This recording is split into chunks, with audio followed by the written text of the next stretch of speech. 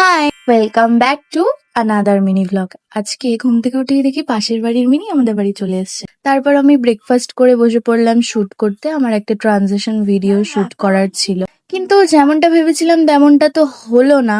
তাই আমার মনটাও একটু খারাপ হয়ে গেল। আবার শুটটা করতে হবে, যাই হোক। তারপর বাইরে এসে দেখি বাবা একটা স্ট্যান্ড ফ্যান এনেছে। এটা অনেকদিন ধরেই প্ল্যানিং হচ্ছিল যে একটা স্ট্যান্ড ফ্যান আনবে, কিন্তু আনাই হচ্ছিল। দুঃখের বিষয়, আনার পরপরই ওয়েদারটাও ঠান্ডা হয়ে গেল। যাই হোক, বাবা এদিকে ওই ফ্যানটা সেট করছিল।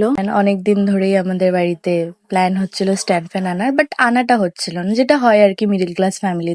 আমাদের বাড়িতে না যখন যখন ফ্যান আনা হয়, সেটা স্ট্যান্ড ফ্যান হোক, সেটা সিলিং ফ্যান হোক, তখন তখনই ওয়েদারটা ঠান্ডা হয়ে যায়, জানি না কেন।